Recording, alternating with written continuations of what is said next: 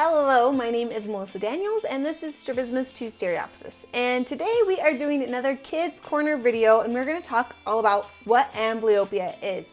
Now, while I am doing these demonstrations, trying to kind of show a little bit more about what is actually going on with your brain when amblyopia is going on, it doesn't mean that it's only for kids.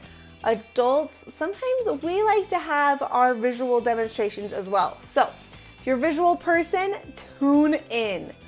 Before I jump into the video, make sure you go over to learn.strabismussolutions.com. You can get a lot of different resources there, schedule on Zoom, get the different courses that I offer, digital downloads, quizzes, a lot of different information over there. All right, let's jump into amblyopia. Now, this is a really big word, amblyopia. There is a slang word for it, lazy eye. And that just basically means that one eye isn't really working as well as the other eye.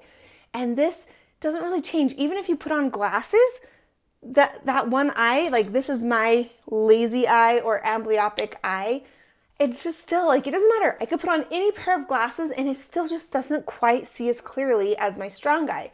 And so maybe you have experienced this where you go to the eye doctor and you're like, my vision's blurry, I just need glasses. And they go and they say, is one or two better, one or two? And you're like, nothing makes it better, it's just the same.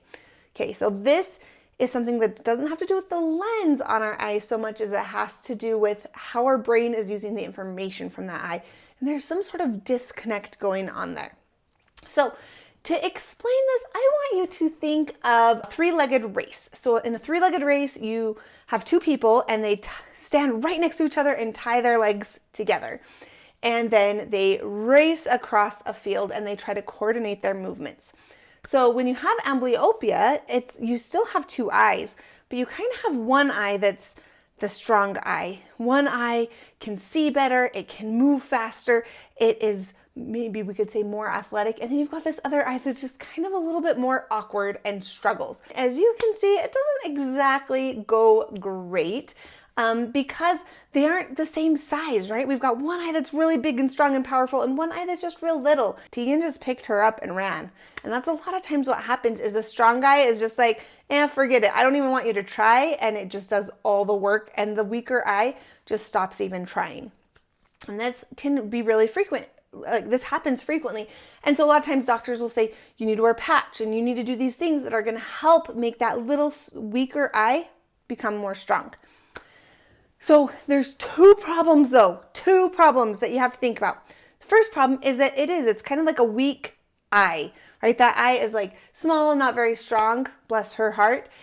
Also, they weren't very coordinated, right? And so when you have amblyopia, you have to fix it in two different ways. You have to make that weak eye strong and you have to improve the coordination between the eyes.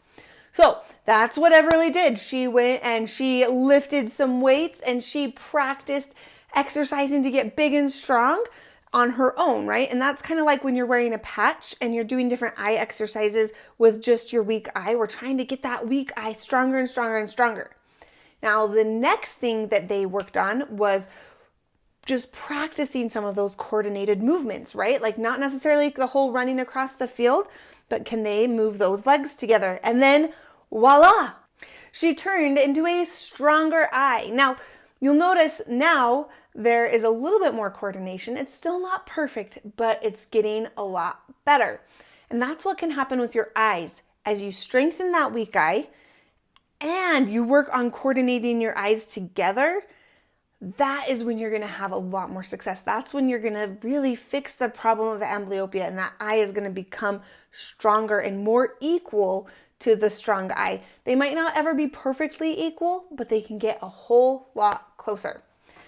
Some ideas on what you can do if you have amblyopia.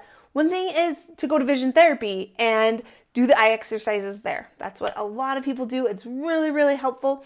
Some things that you would do in there is basics, like can you move that weak eye up and down and all around, right? That's like the lifting the weights. Can you make that eye really strong? Then there's a lot of exercises that you can actually do with like 3D glasses, different exercises where both eyes have to be working together. Sometimes you can use virtual reality where each eye has its own camera. Again, it forces both eyes to work together. So this is like that coordination part. We're trying to, can we get those eyes to coordinate together? That's the whole goal. When you think of amblyopia, like a really big, tall, great big boy and a little tiny girl trying to do a three-legged race, it makes sense why it's so confusing for your brain, why it's so exhausting, why you feel tired, why your eyes, you don't last as long when you're reading, there's not that stamina. Well, it's because your eyes are just so different. It's really hard. And so you've got to work on both things. You've got to work on the coordination of those eyes working together and the strength of both eyes. And when you do that, you are going to make it so that your eyes are more equal and things are just going to go a lot more smooth for you. So good luck with that. If you have any questions, please put them in the comments below and we will see you in the next video.